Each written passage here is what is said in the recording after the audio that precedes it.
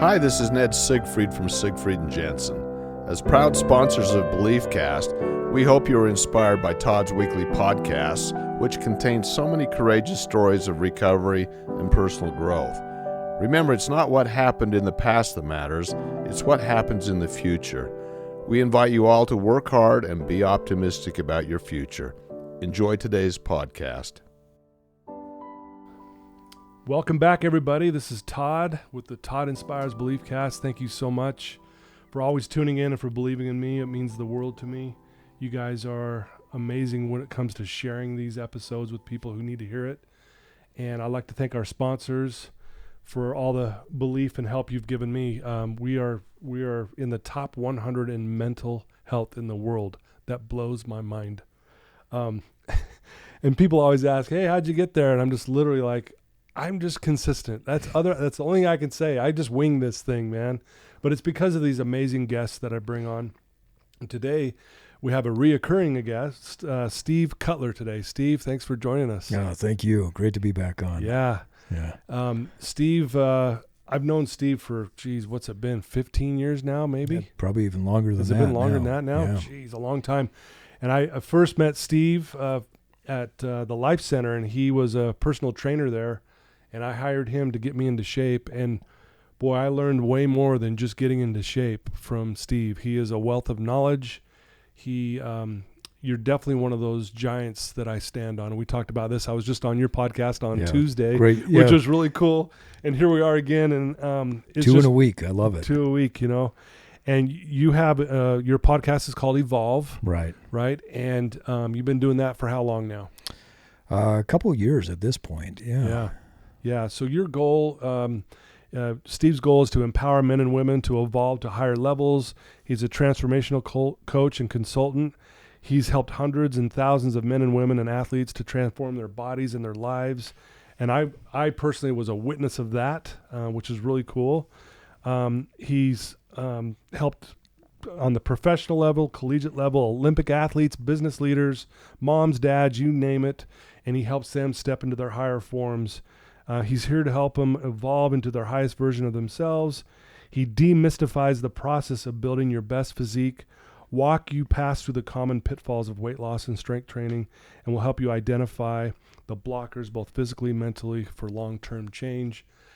I'm telling you guys, that's what I learned. I mean, I learned way more than just, curling a weight, with my bicep. It was amazing. There was a story behind everything you would do. Yeah. And it was so beautiful. But you're doing some other things, which we're going to get into, and you're really trying to grow what you're doing. You're a speaker, you're an author, you've been a radio show host. You've done it all, and you've worked with some of the best people, and your knowledge is second to none. Honestly. I appreciate that. So I know it's a long way, folks, but I want you guys to really understand who Steve is if you haven't already listened to his other podcasts that he's been on with me. But so, Steve, here we are. Great to be back. Yeah. Thanks for having me. Not to mention he's got a beautiful family, and they're awesome, and he does a lot of fun stuff with them, and he's a great family man. And we love having fun together. One thing that really stands out to me, Steve, and I want to hear your thoughts on this, is you practice what you preach. Why is that so critical of anyone, for any of us? Yeah, that's a great question. I think that for me, there's something that's just wired inside that says I can't teach something if I don't do it. Yeah. And I don't know where that came from, but it's always been inside of me that I just, if I feel some sort of incongruence or something where the integrity between thought, mind, action is not there, it really agitates in my soul. Right. And that's not to say that I am always living exactly how I want to be living. There are times where I wake up and I think, oh, I'm off, right? I'm living this way, and I wasn't aware that I had this limiting belief or this blocker or whatever it was. But I think that by living it, we teach more by our example than we can teach by talking to people or guiding them. Yeah. And if you do want to make an impact in the world and you want to help people on a broader scale, you're going to be much more effective if you live it. Yeah. And so I don't teach my clients anything that I haven't tried, tested, proven, except for some of my professional athletes. I've never been a professional athlete before. So there's some stuff that I do with those guys that I can't do, but I know it works. Sure. Well, and again, I think that's what really stood out to me when I first met you is that, I could tell you were that guy that, like, hey, I've done these things and this is why I'm sharing these with you today because I know they work. Right. And I've always admired that about you, the way you carry yourself. And I think anyone who knows Steve would say the exact same thing. You're also a guy who speaks his mind, and you have this platform now where you're really trying to get your words and your thoughts and your teachings and your principles out there. So I want to talk a little bit about your brand, if you will. Yeah. Because there's a lot of different aspects to that brand. One being the podcast that I was just on, thankfully. Yep. So talk about Evolve and talk about the name and what it means and then where you're going with this. Yeah, so Evolve was something that, years ago I had a radio show. I had set a goal somewhere in my mid-20s that I wanted to have my own radio show. And so I got a hold of a friend of my parents that had his own radio show, and he said, Steve, you definitely have a face for radio, so let's get you into it. I said, thanks, Larry. I appreciate that. And anyway, by the time I hit my 30th birthday, I had met that goal of getting my own radio show. And so I had this platform that was a lot of fun. And this was several years ago. Yeah. When I moved for a job, I had to give up the radio show, but I always committed that I would go back into having my own show. Yeah. So fast forward to 2020, the pandemic hits, and, like most people, we're on lockdown. Yeah. I'm going on long walks. I'm going on hikes. I'm doing whatever I can to stay active and have a good time during this pretty stressful time, right? For sure. So I'm on a call with a friend of mine. We used to FaceTime while we would walk together. He lived in another state, and he says, "Hey, what do you think about podcasts?" I said, "Well, I think it's time." And so there was something in me that just said, this is the time to get it going. Yeah. Now, I have a mission in life to transform millions of people's lives. Yeah. One day when I was sitting down and thinking to myself, why am I here? What's my purpose on this earth? That was the thing that came to me, that I before I die, if I'm sitting on my old man rocking chair on my front porch, I need to be able to look back on my life and say I helped transform millions of people's lives. So being the nerdy guy that I am, I started to do the math, and I thought, well, there's no way I can even get to 1 million if I'm doing this in this one-on-one coaching or even group coaching space. Yeah. So radio, podcasting, all of these other forms of getting a message out to people, if I can make an impact on one person and then that cascades to other people, for sure, that's a way that I can meet my objective and my mission in life. So the podcast was born from this idea that, I needed to start to expand my ability to get out there and get a message out to people that would make an impact. The reason I chose Evolve was when the pandemic hit, I saw a lot of pain. I saw people in lockdown not able to connect with other people. But it wasn't just that there was this disconnect that they had with other people. It was almost like they lost who they were because they couldn't do the things that they were doing before.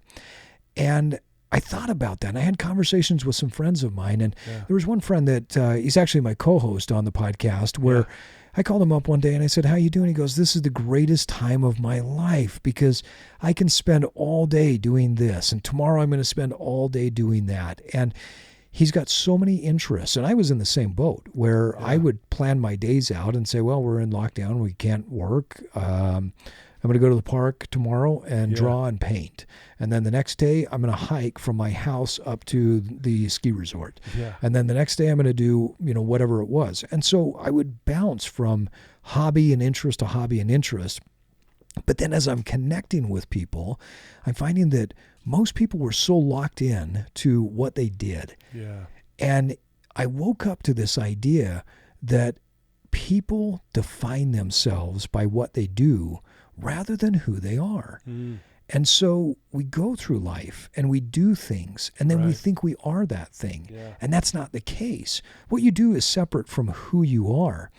And so I said, well, what if we started teaching concepts and principles that helped people to unravel who they are inside. Yeah. Because I believe a path to personal evolution is not necessarily a discovery of what's in front of you, but I believe it's a discovery of what's inside of you. It's getting to that deepest part of your soul that says, this is who I am. Yeah. And who you are internally is wonderful. It's beautiful. And that most natural expression of your soul has many interests, has curiosity, childlike curiosity. And so this idea of evolve was born. And, if you look at our logo, there's a lot of meaning to the logo. It's very simple. But the logo was designed with a specific reason. I put the words on two lines, or the word on two lines. I cut it up into two different things because when you look at the bottom of it, the LVE can also mean love. Love, yeah. Because I'm a big believer that if you want to make a change in life, you don't do it from a state of pain. Now, pain sparks, it disrupts. Right. Pain tells us we're on the wrong path, but you don't grow from and within pain. You grow when you say, I have love. You think about it like this. If you hate working out, how long are you going to work out for? Not very long. Not very long, right? But if you find a way to love movement, if you find a way to love eating foods that work well for your body, if you find a way to connect with friends, now you have love. You have love for that thing, and that's how you continue to evolve. And so love is foundational in the evolve mindset, right? The other thing, too, is there's a box around evolve. Yeah. Now, in our day and age, you hear this phrase, think outside the box. Yeah, get out of the box. Right? Get out of the box. I don't want you to. I actually want you to think inside the box. And what I mean by that, and I learned this years ago as an artist, that if I were to take a palette and I wanted to create a painting and I had 60 different colors, well, now I have 60 different choices.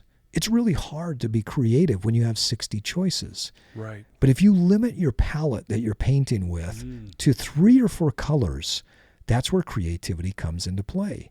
You think about in MBAs and PhDs, when people are put into these situations, there's parameters. Right. And they say, okay, now create within these parameters. That's where the greatest creations come from. And so one of the things that I challenge people on is figure out what your parameters are.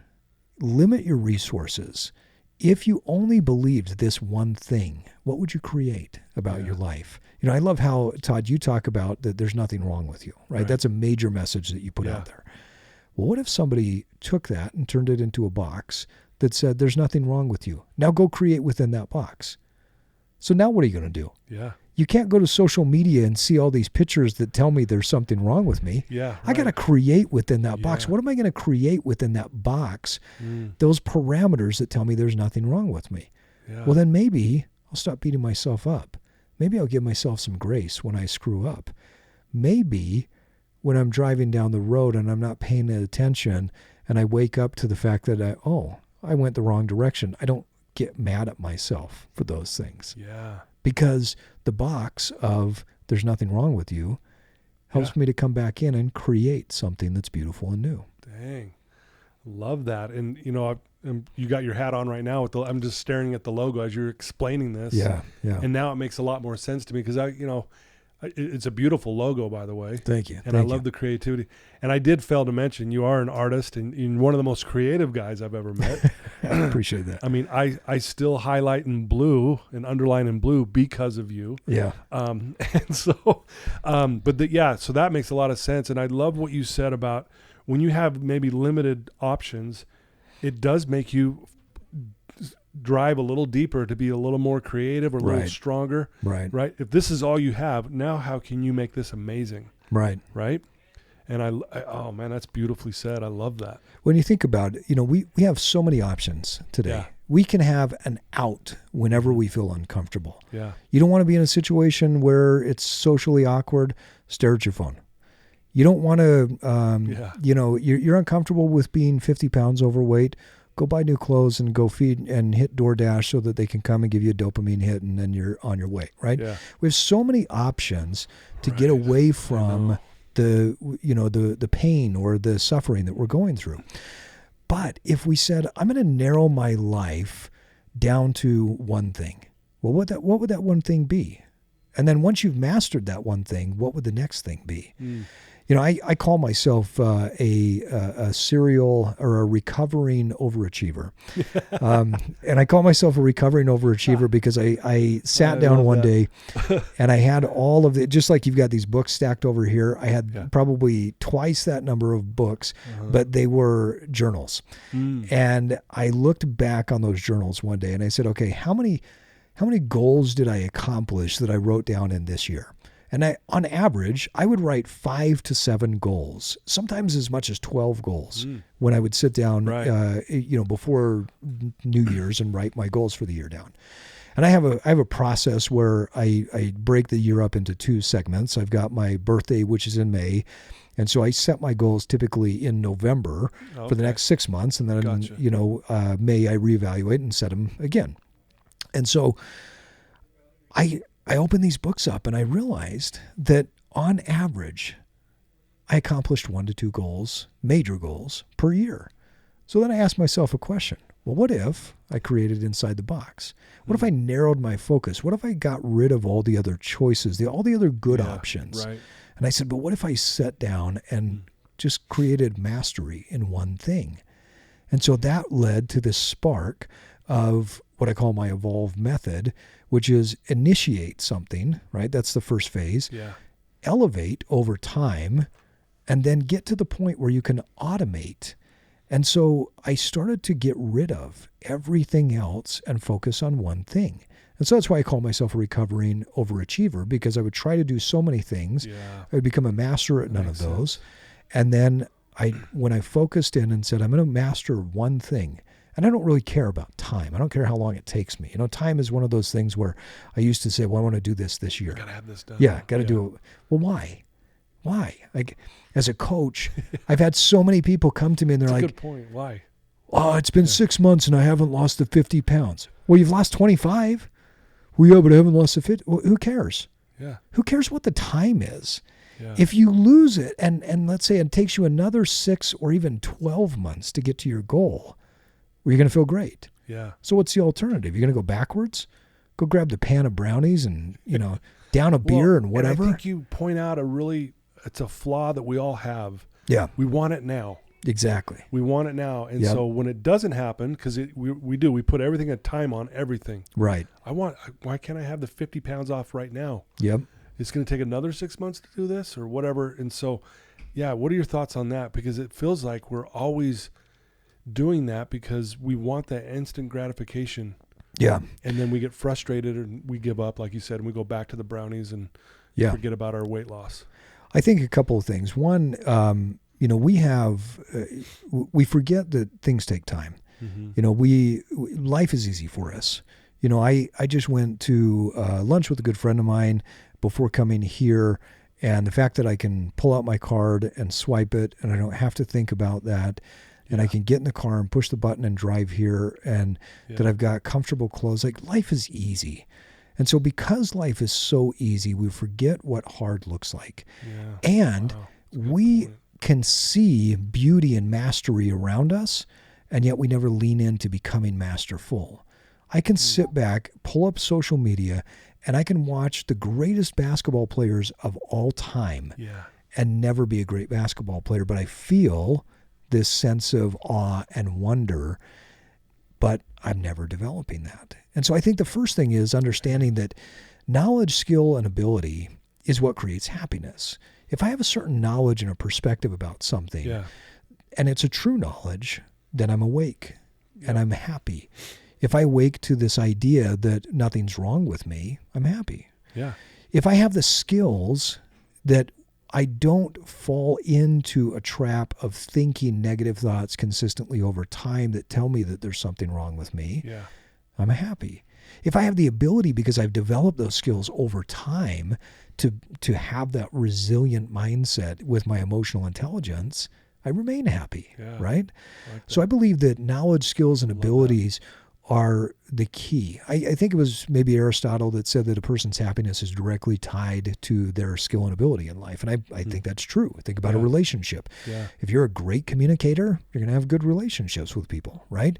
If you're really good at showing love, you're going to have great relationships. I think about a conversation I had with my oldest brother a year or two ago. And I was going through something that was extremely frustrating to me, and I expressed it to him, and he just looked at me and he said, "I'm so sorry." And then he sat there and he just looked at me, and I felt his empathy. And he has that skill. He has that ability. He has the knowledge that he doesn't need to fix my problem.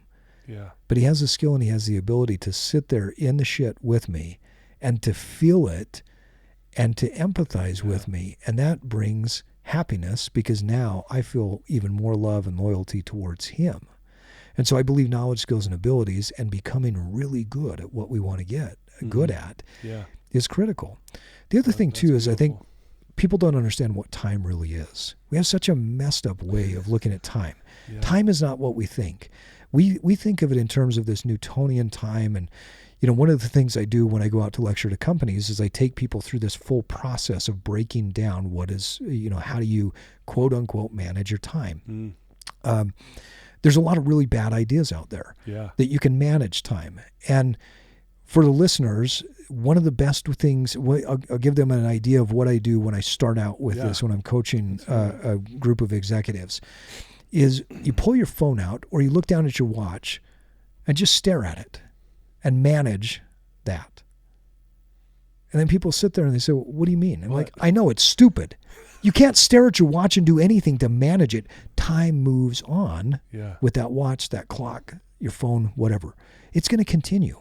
Yeah. So if you can't manage that, what can you manage?" So I asked this question to a group of executives the other day, and they sat back and they looked up and they're like, "Well, I can manage my calendar."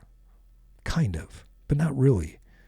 So when you're managing time, you're not managing time. Yeah. The only thing you're managing is the components of what time really is. So then we have to ask ourselves the question, what is time? Yeah. Well, time is a relative construct.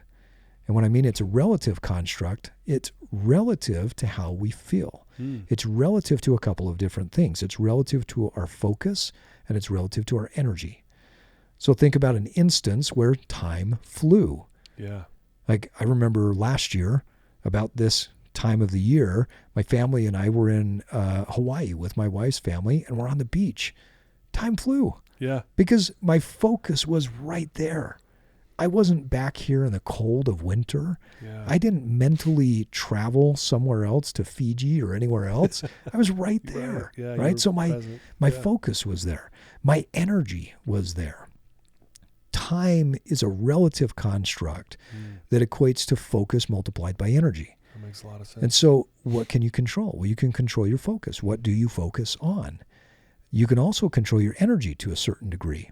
So one of the things that I teach executives and my personal coaching clients is, if you need to accomplish something that takes more energy and more emotion, do it when you have high energy. If you're high energy at night, do the most difficult task at night. If you're high energy in the morning, do the most difficult task there. And understand that that's really what time is. It's focus multiplied by energy, because it's relative to those two things. So if you want to lose weight, all you have to do is focus on doing the things that will get you the weight loss. Move on a consistent basis. Decrease your caloric intake slightly. Make sure that your macronutrients are balanced appropriately.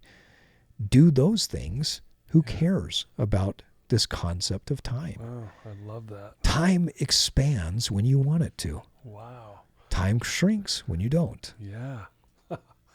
Mind blown. Thanks for sharing that.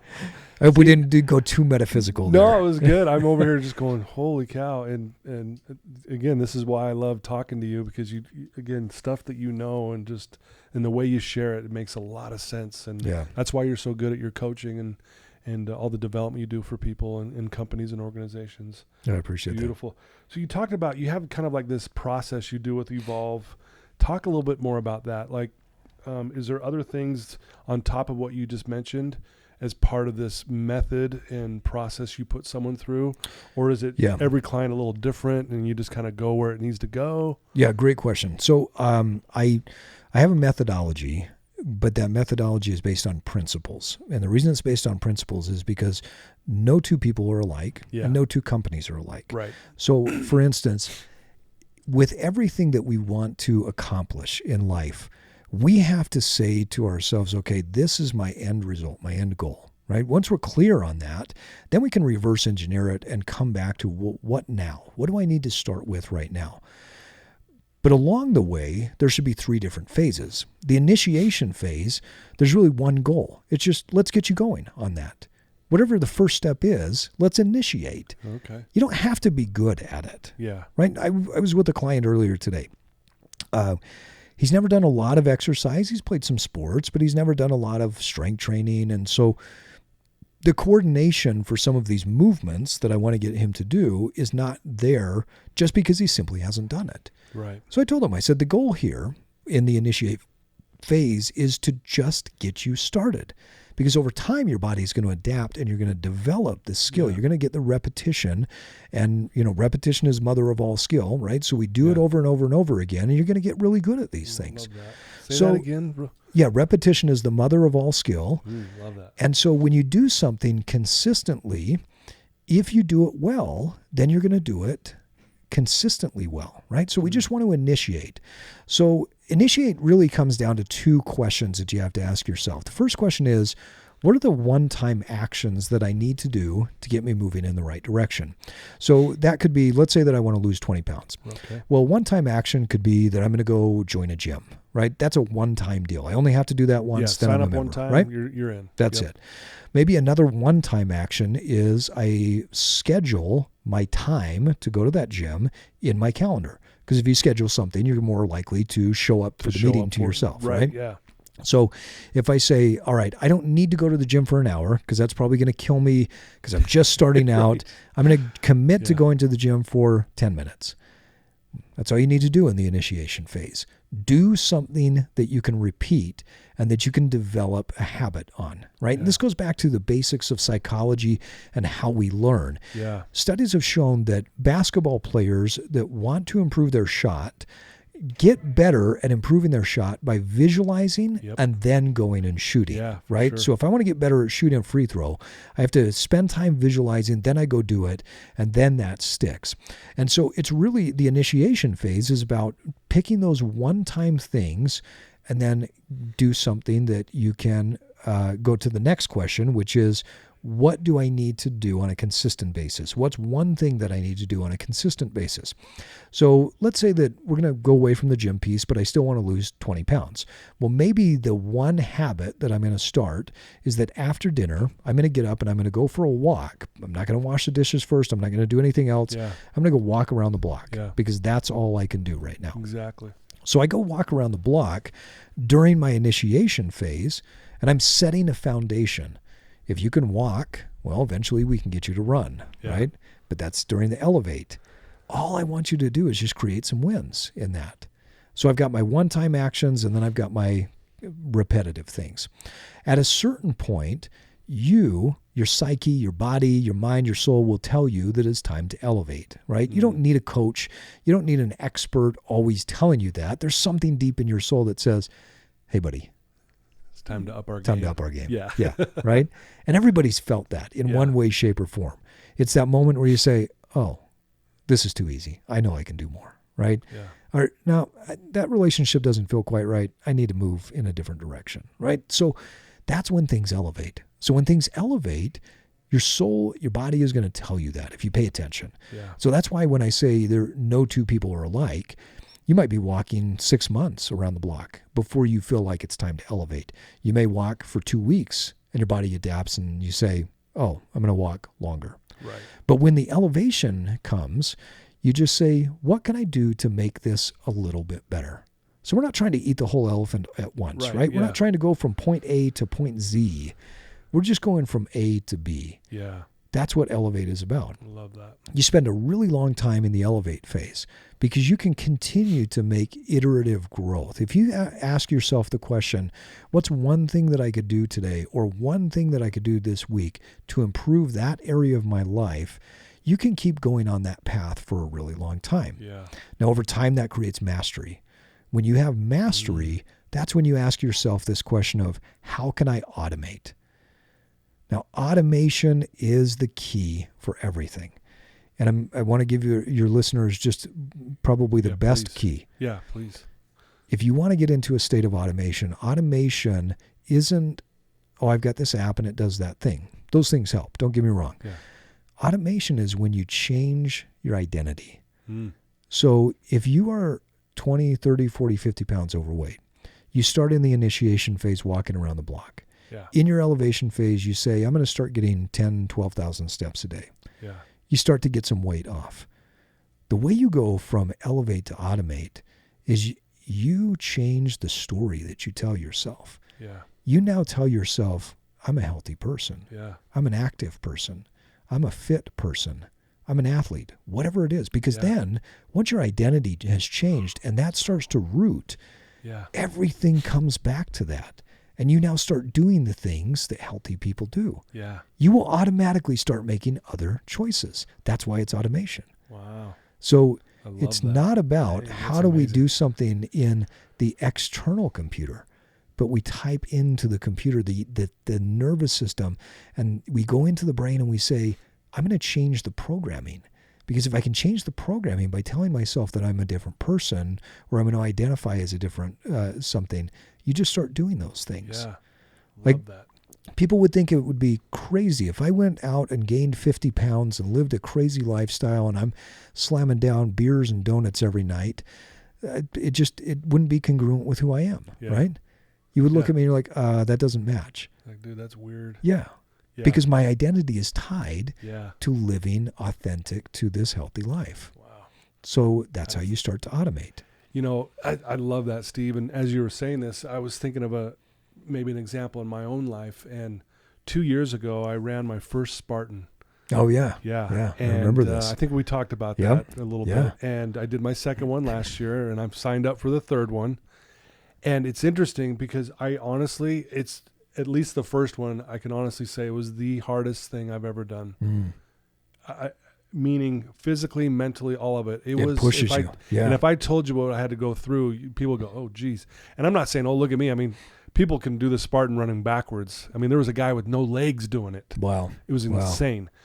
But what I have found is when I'm doing something hard, whether it's I'm doing something at home, even if I got to go clean up that whole flower bed. And I'll literally say in my head, well, dude, you did the Spartan. Yeah. This is nothing. That's nothing. So it's funny if you could plug something into my head is what's Todd saying to himself right now? You know, he just looks like he's out there working hard in the garden, but I'm going, I don't really want to do this, but I'm a freaking Spartan. I'm a Spartan. So now I'm going to do this. Anyway, so that was that's what came to me when you were talking about that. But I agree with that because. But that happens automatically, right? It was automatic. Like, no, dude, you can do hard things. Right. This is probably hard, but dude, look what you've already done. You've already accomplished. So absolutely. And that's where the automation comes in. Yeah. Because once you start to change the identity, now some people try to do it before, and it's not that I'm opposed to positive affirmations and whatnot, but let's be honest. If you're 50 pounds overweight and you got Dunlop's disease, where your belly Dunlops over your belt buckle, you are. I know. I was wondering what's Dunlop. What are you talking about? You're not going to sit here and say, I'm a healthy, fit person, and your soul is going to resonate. It's going to say, buddy, we can't even see what your dicky-do is doing. Yeah. Right? We can't see your toes. So it's hard to make that connection. So you don't work on the final stage at the beginning. You say to yourself, I just got to get going. I'm just going to initiate. And that's why when we talk about evolving, it's about going from one stage to a different stage of who you are, not who you think you should be or comparison with other people. Because when you show up as yourself authentically, if you're 50 pounds overweight, then you just show up and you say, well, I can't see my belt buckle. I got the Dunlop's disease. I'm going to get rid of the Dunlop's disease, but I'm going to do it over time, and I'm going to start right now. with where I'm at. I'm just going to start walking. I'm going to start going to the gym. I'm going to start doing something. Don't worry about the rest of it. Yeah. What great insight, Steve. And for anyone listening to this who may be exactly that, where they're overweight and they don't know where to get started, or they feel overwhelmed, if they follow that path you just beautifully laid out for them, I mean, there it is. Yeah. Right? I mean, so beautiful. Wow, there's so much I want to talk to you about. You know, I love the way you carry yourself. That's, if I could say anything about you, Steve, it's like just every time I see you, like when I see you in a restaurant with your wife, or yeah, it was great to see you a couple weeks ago. Yeah, like just the way you carry yourself. Is that something that's? I mean, do you even know what I mean by that? Like you, I'm not sure. have this. Well, like energy, you can't fake energy. Yeah, like your energy introduces itself the moment you walk into a room. So you walk into a room. The moment I saw you out here in the hallway when you were waiting for me, I was like, I could just feel it, right? Again, it goes back to that authentic person that you're trying to be, right? If that makes sense. Right. So I just love the way you carry yourself, and I say this because I'd love to hear your thoughts. I know you have like probably a morning ritual, morning routine, certain things you do in a day to kind of keep yourself, you know, outside. You're helping so many people, but at the same time, I know you're also doing stuff for you. Yeah. What does that look like? Yeah. Because I think that plays a part in the way you carry yourself. Does that make sense? Absolutely. Yeah. I appreciate the clarification. Sorry, that was a long way to ask that question. But. No, that was great. I think, so let's talk about the carrying myself a certain way, and then we'll talk about some of the things that feed into that. Yeah. So I love the fact that in our day and age, we can choose almost everything in our life. You can choose the input, right? You can choose what you watch. You can choose what you read. You can choose who you hang out with. You can choose the car you drive, the clothes you wear. And there might be some people out there that say, well, but I can't afford this and I can't afford that. And that's fine. Yeah. But I can tell you, when I sat down as a kid and said, someday I'm going to own a Porsche, and by the time I was in my early 30s, I'd figured out how to buy one. And now at this stage of life, I've owned 6 or 7 of them. Like, whatever you choose to do, you can do it. You might not be able to do it right now, but you'll be able to get there, right? Yeah.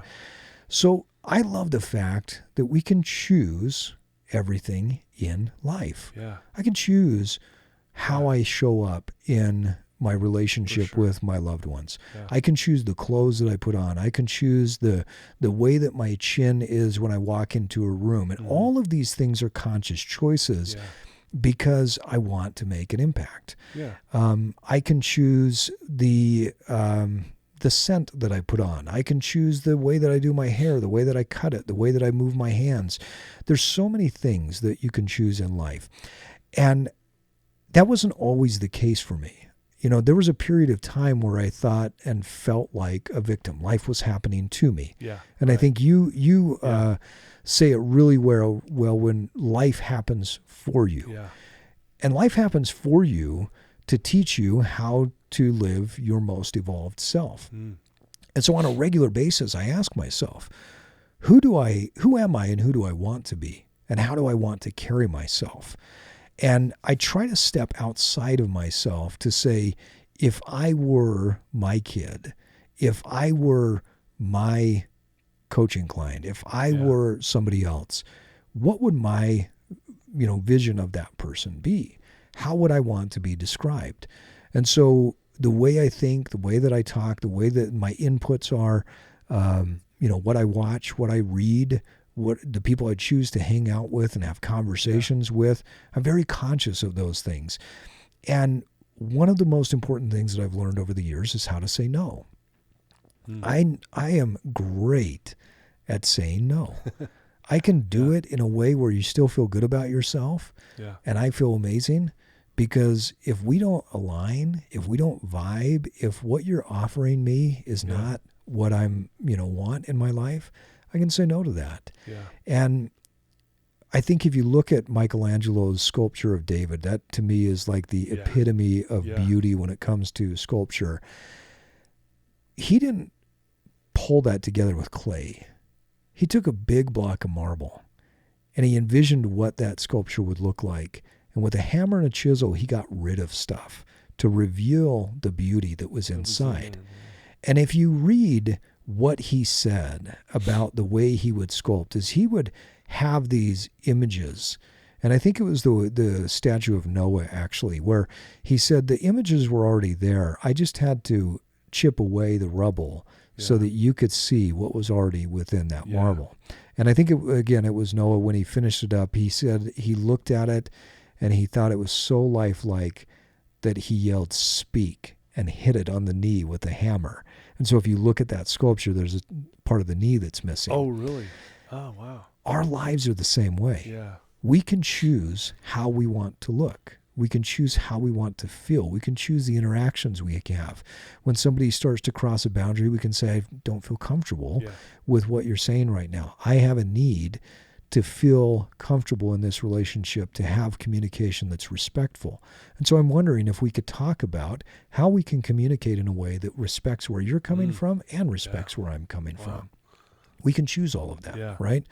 And developing the knowledge, skills, and ability allow us to live that life. Okay.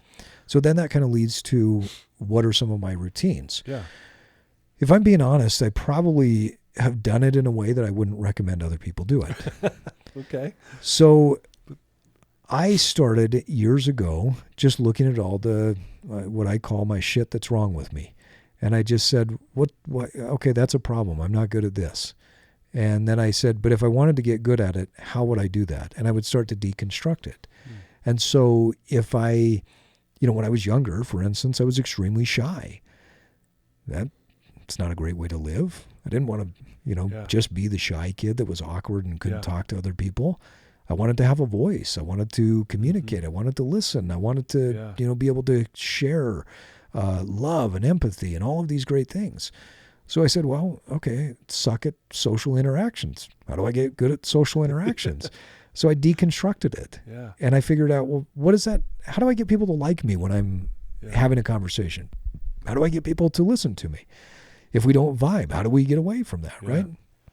And so what I did is, over the course of my life, I would look at whatever I would identify as a problem or a challenge or something that I wasn't good at. I would break it down, deconstruct it, and then say, how do I make this work for me? So the reason I say I don't want people to do that is I think that was a pretty harsh thing, and I put myself through a lot of hell for a lot of years that led to that overachieving mindset. Yeah. What I encourage people to do now is the same process that I've shifted to, where I identify what it is that I want to go after in life. If I want a better relationship with my wife, right, then I say, okay, what is it going to take to get me there?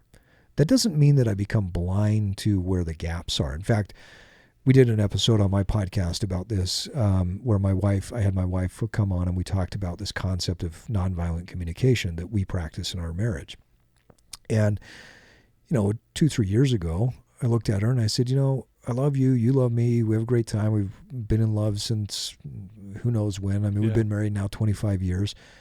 But God, we suck at dealing with conflict. Like, we're horrible. When conflict comes, we just fall apart. Sometimes we're stupid and childish. Sometimes we're upset and angry. But what if we got good at that? What would that look like? And so we set a goal to become better. And then we reverse engineered it. And we found Marshall Rosenberg's nonviolent communication process. And we practice that almost on a daily basis so that we're good at doing that. And so then when conflict comes up, she'll look at me or I'll look at her and say, well, this is how I feel. And this is what my needs are. And I wonder if we can figure out a strategy of how we can achieve that. So my recommendation is, don't just look at the problems, but look at where it is that you want to evolve into. Yeah. And then let's break it down and get you along the steps along the way to get there. Yeah, I love that. Beautifully said. And, some of those communication skills and things you're talking about, we teach here in the treatment center, right? Because again, usually people come in here and their communication skills are the worst. Right. But we all need to work on that. I mean, I was thinking, I've been married with my wife for 30 years and we are still trying to be better communicators and things like that. And we've done kind of the same thing. It's like, hey, we've really struggled in certain areas. How can we be better at this? And so I love the way you said that, and thanks for the vulnerability on that as well. Oh yeah, you bet.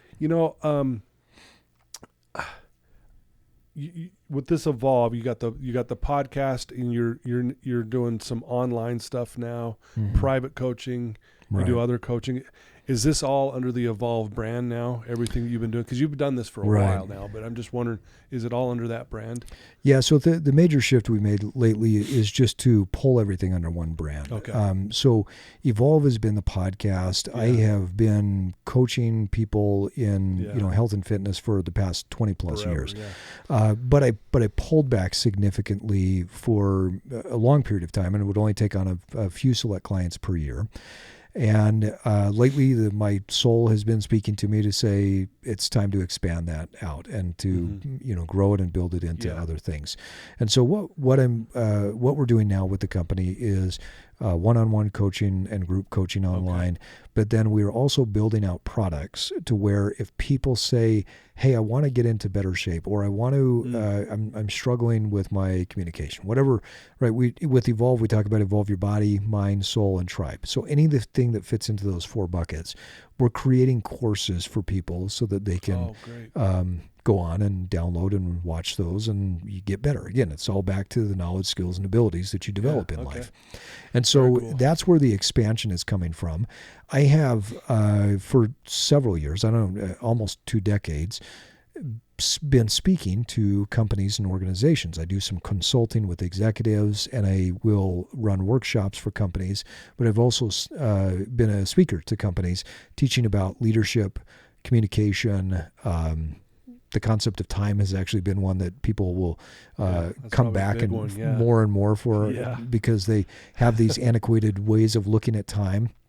And then they're burned out and they hate their life because they're pulled this direction for work. And then they try to go off of this, garbage idea of what is work-life balance. That's not a thing, right? Especially when you put into this idea of the construct of time is relative to energy and your focus, right? So there is no such thing as balancing work and life. Right. Work is part of your life. Let's just figure out how to create a harmony here. Yeah, there you go. So what we're doing now is the business to consumer side, as they say, the B2C side in business. That's for individual consumers to help them evolve into the most evolved human that they can be. Okay. So that's where the personal and the group coaching is.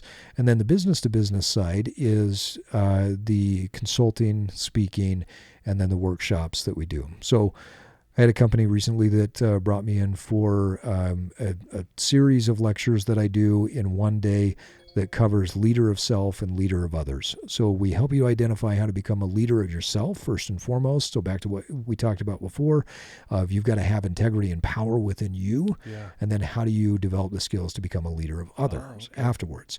So that's a really common one that I do. Cool. So the major shift has been bringing the B2B and the B2C together to use kind of nerdy business speak and put it all under the Evolve umbrella. Love that. And there was a really smart guy that I talked to that told me that he liked the name Evolve on both ends. And so when he told me that, I said, well, Todd, that's great. I'm going to steal your idea and I'm going to pull it in. So you were actually the genesis of pulling both brands together. Nice. Well, that makes me feel good that I have some influence on you. You always do, for sure. No, that's beautifully said. If someone wants to know more about what you do, subscribe to your podcast, find out about these courses, share them with their family and friends. What's the best way for someone to get the information they need? Yeah, so I'm on all social media. It's just Steve Cutler with an underscore at the end. So Instagram, Facebook, TikTok, I'm all over the place. We try and take our content that we produce and put it out everywhere so that people can find it. I'm on LinkedIn. That's an easy way for them to get a hold of me. Or you can go to our website, evolve-cast.com, and then that has the links out. Okay. And it's the Evolve Podcast on all podcasting platforms, YouTube. We are trying to be everywhere because if we're going to meet this objective, this mission of hitting millions of people's lives transformed, we need to show up where they are. So while I am not always in love with social media, I'll show up wherever, because if that's what it takes to hit millions of people's lives, we'll be there. Absolutely. Love it. One last thing I want to end with, and again, we could talk all day. if there's someone listening to your voice right now who's in a dark place, they're struggling, they're losing hope, that kind of thing. Yeah. What would you tell that one person? You've already shared some amazing advice, but what would you tell that person right now? I'd say where you're at is awesome, even though it doesn't feel like that, because it's in the darkest moments that we come to our greatest understanding. Yeah. And think about it like this. You're in a dark spot. You think there's no hope. You think that, the future is bleak. But the reality is, in your darkest moments, all you're doing is sitting in the shadow of the future. Ooh. You don't know what the future holds. You know what your past is, but you are not your past. And when you're in your deepest, darkest moment, all you're doing is sitting there in the shadow of what is to come. And at a certain point, when your legs feel like they can stand up, you'll stand up. When your eyes feel like they can open, they'll open. When your heart feels like it can beat a little bit harder, then it will. And you'll start to move forward. And you will move past this darkness into the light. The greater the light, the greater the shadow. And so I can tell you from my personal experience and coaching literally thousands of people over the years, when you're in your darkest moment, it's wonderful. Yeah. Even though it doesn't feel like it, because you are one step away from going into the light. And so hang on. Yeah. Keep going, but start moving. You don't need to write Beethoven's Fifth Symphony to feel better. All you need to do is get up and go for a walk. Yeah. Call your friend and say hello. Do something and listen to your soul, because your soul is going to guide you on your personal path of evolution. Yeah. So recognize that the darkness, that cold, that's your creative space. That's where you're going to create from. Yeah. Right?